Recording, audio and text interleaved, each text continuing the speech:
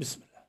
Assis sur le rebord de la fontaine que Jenny adorait et à laquelle il avait pris soin de tourner le dos afin de ne pas raviver ses souvenirs douloureux, John essayait encore une fois de convaincre Christie de lui dire qui elle était. « Laisse-moi jouer, » répondit la petite fille en échappant d'une secousse vive à la main de John qui l'avait attrapé par le bras. « Voyons, Christie, tu es assez grande pour comprendre que tes parents doivent être fous d'inquiétude depuis que tu as disparu. Dis-moi au moins dans quelle ville ils habitent. »« Tout à l'heure, quand j'aurai encore fait de la luge. Peut-être, ajouta-t-elle en se ravissant. Découragé par son impuissance, John considéra le petit nez rougi par le froid et les boucles désordonnées qui s'échappaient du bonnet de laine. Nicky avait revêtu la fillette d'une combinaison de ski qui avait été achetée pour Jenny autrefois, mais qu'elle n'avait jamais eu l'occasion de porter. Bien au chaud dans ce vêtement de circonstance, Christie s'en donnait à cœur joie dans la neige. Tout grand écrivain pour enfant qu'il était, John n'avait encore pas réussi à la faire parler. Ni la menace, ni les promesses, ni l'appel à la raison n'entamaient l'explicable résolution de l'enfant de garder le silence sur elle-même. Pourquoi diable s'enfermait-elle dans ce mutisme têtu? Quelle raison avait-elle de vouloir absolument le considérer comme son père? L'imagination en déroute et ses réserves de patience presque épuisées, John ne savait plus à quel sein se vouer pour amener la petite à se confier à lui. À bout d'arguments, pour l'instant, il renonça à poursuivre son enquête et entreprit d'aider Christie à remorquer la luge jusqu'en haut de la colline. Les flocons de neige étaient clairsemés maintenant, peut-être allait-on vers une amélioration du temps. Une fois encore, il regardait cet étrange enfant, mais cette fois par une bouleversante superposition d'images. Ce n'était plus elle qu'il voyait. Encore une glissade, papa. Viens avec moi, jusqu'en haut de la colline. Tu verras comme la fontaine est belle, toute couverte de neige. Jenny, sa petite fille, sa vraie petite fille, jouait elle aussi dans la neige avec lui. Elle aussi riait, chantait, éclatait de rire. Il l'adorait pourtant. Il n'avait pas su la protéger. Il n'avait pas su prévoir la route trop dangereuse, le terrible verglas, la nuit meurtrière. Comme des larmes lui venaient aux yeux, il laissa Christie poursuivre seul son ascension et tourna son regard vers la maison, pleine de lumière. Par la fenêtre, il aperçut Nicky qui s'affairait au fourneau pour leur préparer un chocolat chaud. Il voyait même ses lèvres remuer, tandis qu'elle tournait une cuillère de bois dans la casserole. Sans doute fredonnait-elle des chants de Noël, comme elle n'avait cessé de le faire depuis que la maison était décorée. Elle paraissait parfaitement à son aise maintenant, et John retrouvait avec étonnement la douceur d'une présence féminine chez lui. Chaque fois qu'il entendait résonner le pas de la jeune femme, une vague de reconnaissance déferlait dans son cœur. Il n'était pas seul cette fois pour affronter la terrible épreuve de Noël. Certes, Nicky l'avait bousculé, contrarié, mais finalement, il se sentait mieux, bien mieux, que cela ne lui était arrivé depuis des mois et des mois. Comme si tout à coup, grâce à cette présence chaleureuse, sa vie avait cessé d'être inutile, glacée, vide. Pourtant, elle aussi constituait une énigme. En arrivant chez John, elle avait l'air perdue de quelqu'un qui n'a plus de foyer. Ce qu'avait confirmé le contenu du coffre de sa voiture. Quel mystère cachait donc cette singulière jeune femme, belle et énergétique? Et si généreuse, bien peu de filles de son âge auraient su en si peu de temps transformer une maison glaciale et austère en un refuge accueillant contre la neige et le froid. Et aucune, sans doute, n'aurait tenté de restaurer les liens entre un père et sa fille. La gerbe poudreuse qui atterrit sur le visage de John l'arracha à ses pensées. À toute allure, Christie avait dévalé la colline et venait de le dépasser en soulevant des paquets de neige. Attrapant de ses mains gantées de laine rouge la corde de la luge, elle revint vers lui, toute souriante et rose de plaisir. Puis, sans prévenir, elle glissa sa petite main, toute humide, dans la poche de John, et lui demanda tout à trac. « Est-ce que je peux te poser une question ?»« Bien sûr. Pourquoi est-ce que tu es si triste ?» John ne s'attendait pas à cela. Sans le connaître, Christie avait deviné l'essentiel. Cet enfant était décidément très fine et délicate. Si elle avait su que la petite fille de son hôte était morte, jamais elle n'aurait fait semblant d'être son enfant. Il en était sûr. Mais cette pensée réconfortante n'aidait pas John à savoir qui elle était, ni quel caprice lui avait dicté cette idée fantasque de garder le secret sur son identité. D'ailleurs, comment un adulte pouvait-il suivre la logique d'un enfant? Pourtant il y réussissait autrefois, quand il écrivait des histoires à leur intention. Avalant péniblement sa salive, il répondit. « Eh bien, je suis triste parce que je n'aime pas penser que ma petite fille ne me passerait même pas un coup de fil si je ne savais pas où elle était. » Christie haussa les épaules. « Je ne peux pas appeler puisque ton téléphone ne marche pas. » Elle avait raison. De toute façon, si le téléphone n'était pas en dérangement, il y a belle lurette qu'il aurait averti le shérif de la présence de cet enfant chez lui. Et à l'heure qu'il est, ils auraient certainement déjà retrouvé sa famille. Demain peut-être, si le temps s'améliorait encore, pourrait-il reprendre contact avec le monde extérieur. Rien n'était moins sûr toutefois. Comme prise d'un certain remords, la fillette dévisagea gravement son compagnon. « Il ne faut pas te faire de soucis ni être triste. Je te jure que personne ne s'inquiète pour moi en ce moment. »« C'est impossible. »« Mais si, je te le promets, » affirma l'enfant avec une gravité d'adulte. De la fenêtre de la cuisine, la voix de Nicky leur parla. « Vous voulez votre cacao maintenant ?»« Non, tout à l'heure, » répondit Christie.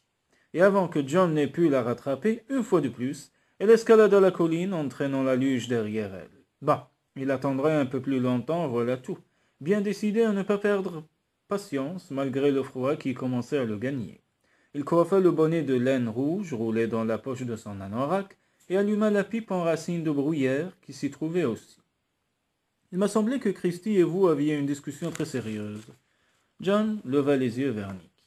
Le cœur chaviré, la jeune femme constata que la lumière du crépuscule avait modifié leur couleur. Du vert émeraude qu'elle leur connaissait, ils avaient viré à un vert profond, couleur de jade, qui conférait au regard de son hôte quelque chose de si doux qu'elle sentit son cœur fondre de tendresse. « Tenez, » murmura-t-elle en lui tendant une tasse de chocolat brûlant, « cela vous réchauffera. » D'un geste gracieux, elle s'assit en face de lui tandis qu'un sourire illuminait son visage. « On ne vous a jamais dit que vous ressembliez au Père Noël ?»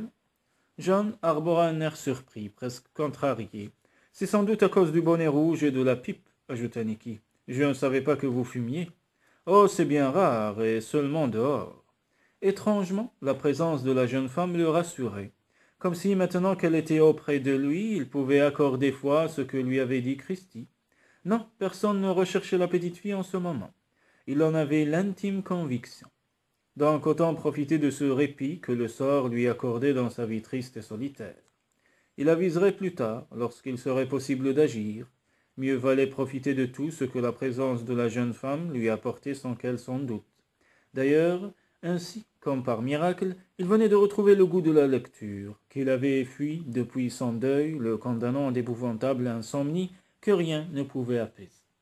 Nicky avait remarqué les piles de livres qui s'amoncelaient dans toute la maison, dans les endroits les plus incongrus, sur la marche d'escalier, dans la salle de bain, sur les canapés. « Oui, je suis un lecteur insatiable, » lui avait-il répondu, comme elle lui faisait remarquer que tous les coins de la maison étaient envahis par des volumes de toute taille et de tout genre.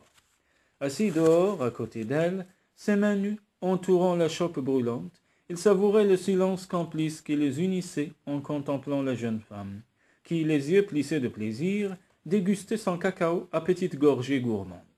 Autour d'eux, les pentes enneigées des collines formaient un manteau de blancheur apaisante, dont le calme paraissait les gagner peu à peu.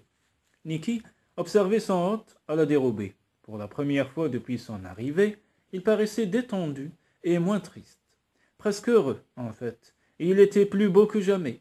Cette constatation fit à Nicky l'effet d'un coup de poignard en plein cœur. Il fallait absolument qu'elle trouve une diversion pour échapper aux troubles qui l'envahissaient. « Votre propriété est un véritable paradis pour les enfants, » déclara-t-elle en jetant un coup d'œil autour d'elle. John retint un soupir. « Oui, c'est bien ce que cela avait été, jadis. » Heureusement, Nicky continuait déjà, l'arrachant à sa mélancolie. « J'adore cet endroit. Au début, je dois vous avouer que votre maison m'a fait un peu peur, mais je m'y suis habitué. Et puis vous avez chauffé, vous avez allumé des lumières, accepté nos décorations de Noël. Tout cela m'a beaucoup aidé à m'adapter à ce cadre extraordinaire. » Silencieusement, John tirait sur sa pipe tout en écoutant sa compagne pendant que, inlassablement, Christie remorquait sa luge en haut de la colline avant de glisser jusqu'en bas en riant comme une petite folle. Finit-il par grogner, je suis désolé pour ce qui s'est passé le jour de votre arrivée. Mais pourquoi donc? Je n'aurais pas dû vous embrasser comme je l'ai fait. Nicky sursauta. Elle était persuadée qu'il avait oublié alors qu'elle ne pensait qu'à se baiser. Lorsqu'elle faisait la cuisine, décorait le sapin, redressait une pile de livres, ce baiser la hantait. Elle ne voulait pas oublier les lèvres chaudes et ardentes de John sur sa bouche. Alors sans cesse, elle laissait leur souvenir brûlant revenir à sa mémoire, ce souvenir qui troublait son esprit et son corps. Ce n'est pas grave, murmura-t-elle sur le ton le plus neutre qu'elle réussit à adopter. Je ne voudrais pas que vous croyiez. Je ne crois rien du tout, trancha-t-elle, ne vous faites pas de soucis pour cet incident. Comme soulagé par la facilité avec laquelle elle classait l'affaire, il reprit la conversation. J'ai grandi ici, sur ce domaine, c'est mon arrière-grand-père qui l'a fait construire à son retour d'Alaska, après avoir trouvé de l'or. Un sourire éclaira son visage lorsqu'il vit l'air surpris de sa compagne. Quelle histoire s'exclama cette dernière. Pas étonnant que cette maison m'ait impressionné depuis le début. Mon histoire à moi est bien moins romanesque. C'est-à-dire, j'ai tout simplement grandi dans une ferme du Kentucky, auprès de mon père et de mes 3 grands frères. Soudain, à cette évocation, le cœur lui manqua. Comme elle aurait aimé entendre leur voix rude et apercevoir leur visage souriant derrière le rideau de la cuisine. Vite, il fallait qu'elle se ressaisisse. Sans cela, elle était bien capable d'éclater en sanglots. John ne lui en laissa pas le temps. « Pourquoi transportez-vous toutes ces affaires dans votre coffre ?» Cette question, si directe, la prit complètement au dépourvu. Elle resta bouche bée, puis articula lentement. « Je viens de quitter l'homme avec qui j'ai vécu quelques mois. » Elle n'avait pas décidé de se confier à cet hôte qu'elle connaissait si peu, mais bizarrement, les mots se formaient sans effort, sans souffrance. Un flocon vint se poser sur son nez. Elle le chassa d'un geste de la main, puis tranquillement, but une gorgée de son cacao tout en contemplant les cils de John blancs de neige.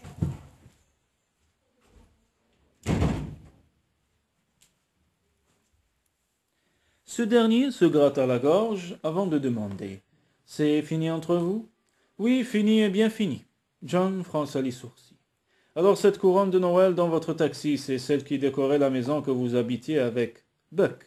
Oui, c'est cela. Vous ne pouviez pas la laisser où elle était? Ah non, j'étais bien trop en colère. Elle s'était donné tant de mal pour décorer la maison, pour se préparer à annoncer sa grossesse. J'étais hors de moi, reprit-elle. Je croyais que jamais Buck quand j'ai quitté ma famille pour le suivre, et puis j'ai vite compris que je m'étais trompé. Je ne dois pas être doué pour le bonheur, ajouta-t-elle avec un soupir désolé. Quelle bêtise, coupa John. Tout le monde peut se tromper. L'essentiel est de savoir reconnaître ses erreurs. Mise en confiance par la compréhension dont faisait preuve son compagnon, elle lui raconta son enfance, la mort de sa mère alors qu'elle n'était encore qu'un bébé, toutes ces années qu'elle avait passées au milieu d'hommes exclusivement. Pas étonnant qu'elle ait tout d'un garçon manqué, pas étonnant non plus qu'elle ait suivi Buck, le premier homme à s'être intéressé à elle. Je voulais mener une vie d'adulte, mais j'ai choisi le mauvais partenaire. De nouveau, elle étouffa un gros soupir. Très vite, elle avait compris que, aux yeux de Buck, son rôle se bornait à tenir la maison. Quelle amère déception! Pas la moindre tendresse entre eux, rien que des tâches ménagères, toujours renouvelées. Très vite aussi, elle avait su que leur relation physique ne présentait guère d'intérêt pour elle. Elle se serait même volontiers dispensée de ce qui, finalement, n'était qu'une corvée supplémentaire. John reprit. « Je vous le répète, Nicky, tout le monde a le droit de se tromper. » Certes, convint-elle intérieurement, à ceci près que, dans le cas présent, son erreur avait des conséquences très graves puisqu'elle était enceinte. Si John le savait, comment la regarderait-il? Tirant de sa pipe une bouffée de tabac parfumé, il ajouta. « Je suis sûr que vous avez beaucoup appris. »« Oui, » chuchota-t-elle complètement désemparée à l'idée qu'elle allait devoir bientôt jouer le rôle de la mère qu'elle n'avait jamais eu. « Cette expérience vous aidera à mieux choisir votre compagnon la prochaine fois. Maintenant, vous savez davantage ce que vous attendez de l'homme qui partagera votre vie. C'est vrai. Vous étiez en bon terme avec votre famille au moment de votre rupture avec Buck? Non, avoua-t-elle en secouant piteusement la tête. Ce qui fait que maintenant je n'ose pas téléphoner chez moi. Non, elle aurait eu trop honte. Ses frères l'avaient tellement supplié de réfléchir avant de se lier à Buck, mais elle les avait accusés de vouloir l'empêcher de vivre sa vie, de préférer la garder chez eux pour prendre soin de leur maison. Pourtant, elle les aimait, cela ne faisait aucun doute. Toujours, il l'avait protégée de leur mieux et lui avait appris tout ce qu'il savait. réparer les clôtures, vidanger un moteur, bricoler les voitures. Vous me semblez une famille très unie, malgré ce départ malheureux, déclara John. C'est sans doute la raison pour laquelle vous souhaitez tellement que Christie et moi retrouvions de meilleures relations. L'émotion d'avoir autant parlé d'elle, après les mois interminables où elle s'était repliée sur son chagrin, la faisait trembler, comme elle aurait aimé que John, à son tour, lui ouvre son cœur. Hélas, il se contenta de conclure. Je suis sûr que vous retrouverez des liens chaleureux avec votre famille. Les ombres des arbres s'étaient considérablement allongées maintenant, et la pipe de John répandait toujours sa délicieuse odeur de miel, mais le froid commençait à gagner insidieusement la jeune femme, malgré le bonheur qu'elle éprouvait à parler avec son hôte. « Il vaut mieux que je rentre, dit-elle en se levant et en secouant la neige qui collait à son jean. Je suis sûr que Christie aura une faim de loup ce soir, ajouta-t-elle en regardant en direction de la petite fille qui s'apprêtait à effectuer une nouvelle glissade. Et moi, je n'ai pas l'intention de jeûner, plaisanta John. Bien sûr, voyons. Puis, sur un ton plus sérieux, elle ajouta. Le téléphone sera peut-être rétabli demain. Peut-être même que le chasse-neige pourra venir jusqu'ici. En tout cas, merci de m'avoir hébergé chez vous. John, j'apprécie votre hospitalité. Et moi, j'apprécie votre compagnie. Quelque chose en lui se dénoua à l'idée que cette présence inattendue, après l'avoir contrarié, lui avait finalement apporté une paix de l'âme qu'il recherchait en vain, depuis des mois. La pudeur lui interdit d'en dire davantage, mais dans le fond de son cœur, il savait la reconnaissance qu'il éprouvait à l'égard de celle qui, si simplement, avait su faire revivre sa grande maison, plongée dans le chagrin. Ému par le ton grave de John, Nicky plongea son regard dans les yeux verts de son interlocuteur. Toute tristesse n'en était pas chassée, malgré l'entrain qu'il manifestait. Certes, il avait eu la chance de naître dans une famille privilégiée, matériellement très à l'aise.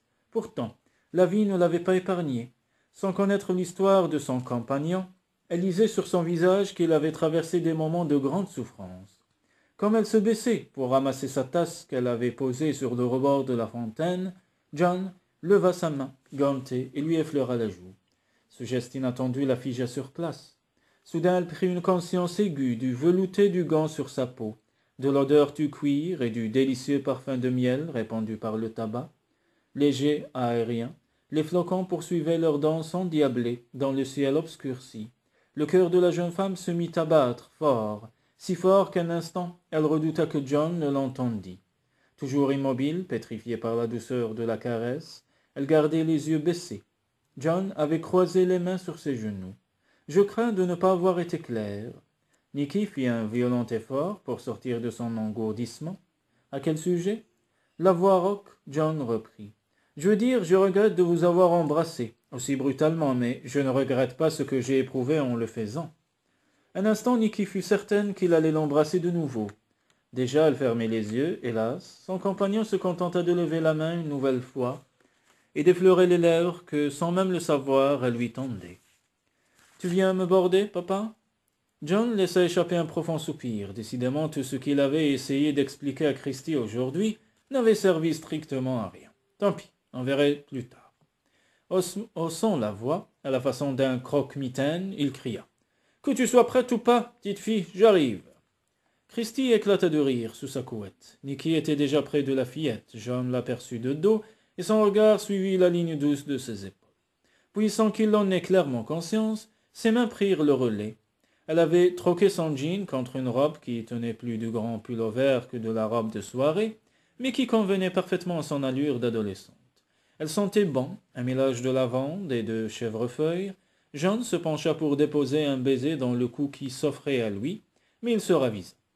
Pas ici, pas devant Christie. Ah, si seulement il avait embrassé son invité dehors tout à l'heure, comme il en avait eu envie. Mais la pensée qu'elle se trouvait chez lui par hasard et contre son gré l'avait retenue. D'accord, elle venait de quitter son amie qui visiblement ne l'avait guère rendue heureuse, mais elle ne lui était rien. Seule la tempête de neige les avait rapprochés. Le retour du beau temps les séparerait. À cette idée, le cœur de John se serra étrangement. Hochant la tête quand, pour chasser ses pensées, il regarda Christie par-dessus l'épaule de la jeune femme. « Je veux de gros bisous, » exigea la petite fille. Les joues encore toutes roses de son après-midi au grand air, elle tendit les bras vers John. Des gestes oubliés revenaient, les gestes du père attentif et aimant qu'il avait été autrefois, mais qu'il ne serait jamais plus. Au fil des jours précédents, il avait senti qu'il ne se mettait à revivre, que la tendresse de nouveau pouvait faire partie de sa vie. La tendresse et autre chose aussi, que la présence de Nicky Ryder réveillait en lui, presque cruellement. Le soir, sa chambre, son lit, lui paraissait étrangement froid et vide, désormais. Mais il luttait de toutes ses forces contre ses sentiments. Non, il ne voulait plus tenter le malheur, et plus jamais il n'aurait d'enfant.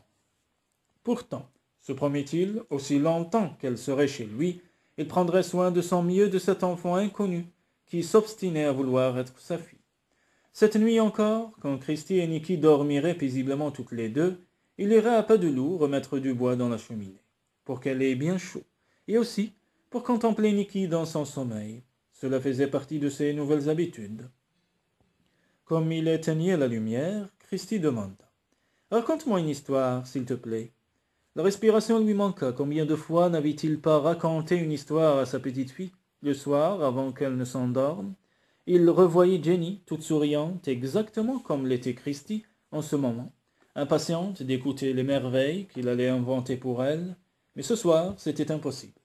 Non, il ne pouvait pas. Pas ce soir, je n'ai pas d'idée. Demain alors, peut-être. Tu ne sais plus inventer d'histoire? John resta silencieux, la vérité dit-on sort de la bouche des enfants. Alors Christie se redressa dans son lit, passa ses bras autour du cou de l'écrivain et murmura à son oreille. « Ce n'est pas grave, John, je peux me passer d'histoire. » C'est à peine s'il entendit ce qu'elle lui disait. Pendant un court moment, les yeux fermés, le visage perdu dans les boucles mousseuses de Christie, il lui sembla qu'encore une fois, il serrait son enfant dans ses bras. Et lorsque la petite fille posa ses lèvres sur sa joue, il fut certain que c'était un ange tombé du ciel qui l'embrassait.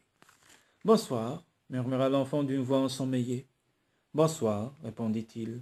Aussitôt elle ferma les yeux, innocente. Pourtant, sans le savoir, sans le vouloir, elle avait bel et bien complètement démoli l'existence de Jonathan Sleat, écrivain pour enfants.